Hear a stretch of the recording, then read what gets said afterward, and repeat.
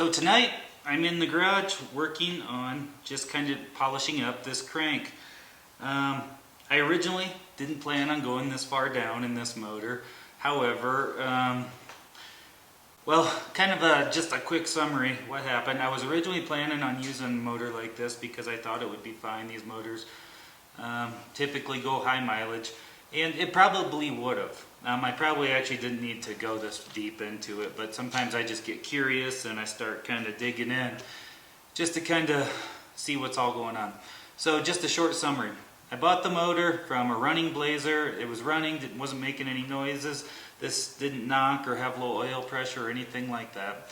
But I just got curious and I wanted to look a little deeper into the motor. I looked into the intake area and I saw a little bit of damage on the cam. So now I wanted to dig a little bit deeper, and then I pull off the heads to get to the cam, and then I see on the heads, on the head gasket there's some small holes that were nearly rusted shut, so the coolant wouldn't have been able to fully flow through the heads. That wouldn't have been good on a hot day where we're out on the trail going very slow and it's like 95 degrees, and I don't know. So I'm actually glad that I did tear down into the motor that far. So I kept, I figure, well, at that point, let's just see what the bottom end looks like. So I flip the motor over, pull the caps, and then just kind of take a look. And then this looks fine. But I figured if I have it down that far, why not just go and just replace all the bearings? Let's just start fresh. Let's kind of clean this all up, clean everything up, just do the whole bottom end, all the bearings and everything, and then just put it all back together, and I will have cleaned out the full block and taken care of a lot of that stuff. So what I'm doing today, I just wanted to clean this crank up, just a light polish with some sandpaper. I've got some 600 grit and some 1000 grit, and so what I was planning on doing was I cut these strips off of this sandpaper. And then my plan was to just hit this. I was just going to work my way each one of these over, and then so I was going to start with the 600 first, just a little bit of WD, and then I've got my sandpaper right here, and what I did was take a flat shoestring.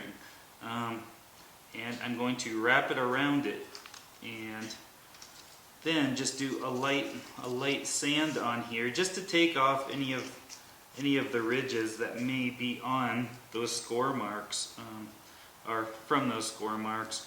And this is kind of an old school way of doing this, but it works, seems to work really well. And by wrapping the shoestring around it, you keep even pressure all the way around it. Just like that. Oops. And then I already dropped it. So let's try that again. And I'm just going to work it like this. And what I was planning on doing is just kind of counting in my head. I don't know, maybe in 15 to 30 second increments,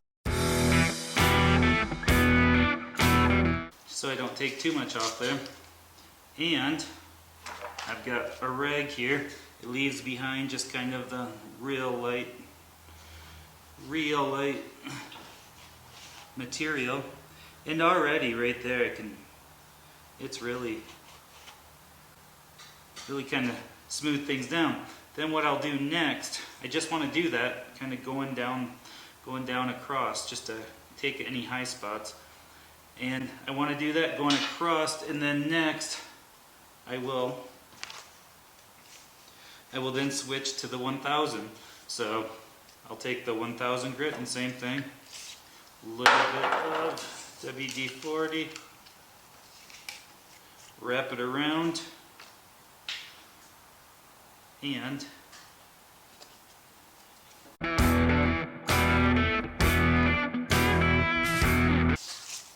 I don't want to overdo this. I don't want to take too much off.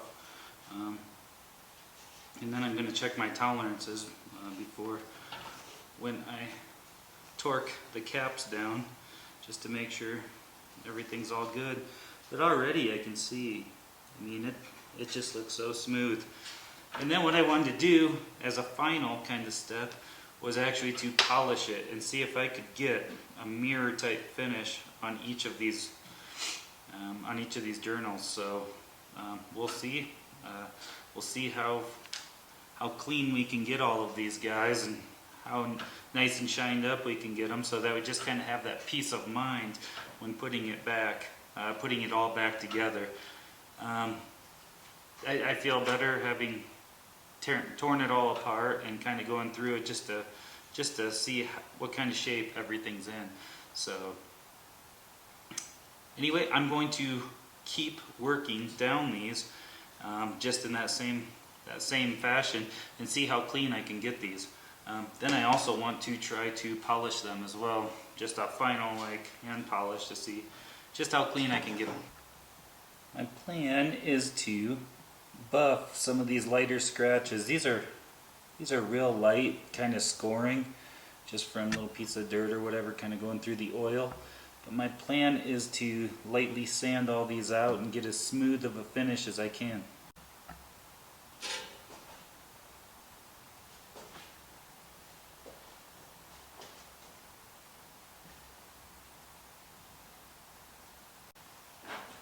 Getting down to these guys right here, I'm really happy with the way these other ones are coming out.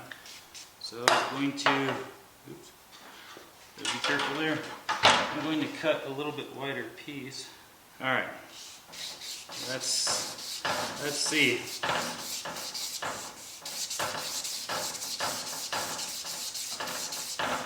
Probably do it for about, I don't know, 15 seconds, 15, 20.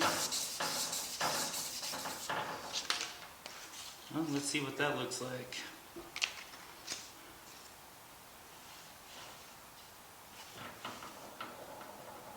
Looking pretty good. I can just barely see that where the oil hole was on that cap. Let's try it again. A little bit more. Almost got it. I think like another, I don't know, 15 seconds or something. I think I'll have it there.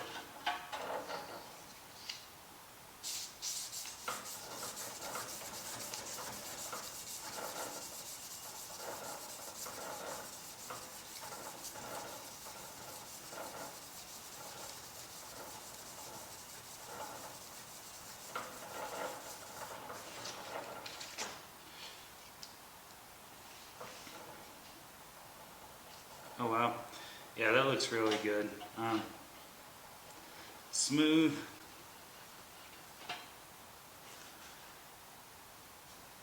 I don't want to get too crazy with it, but these are really nice and smooth and cleaned up. I'm gonna clean this guy up too.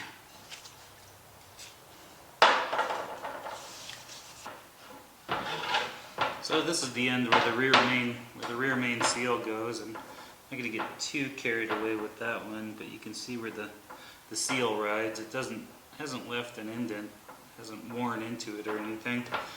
But next I want to try just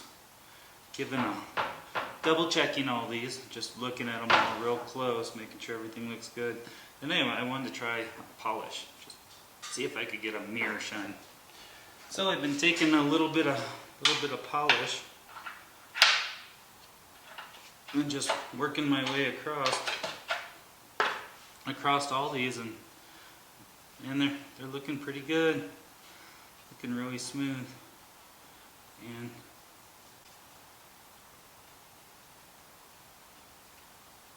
seeing kind of how nice and clean I can get these. Get this thing looking. But to me, it kind of buys you a little bit of peace of mind. So I've got a little microfiber cloth. I've just kind of been wrapping around, same way, giving it that nice.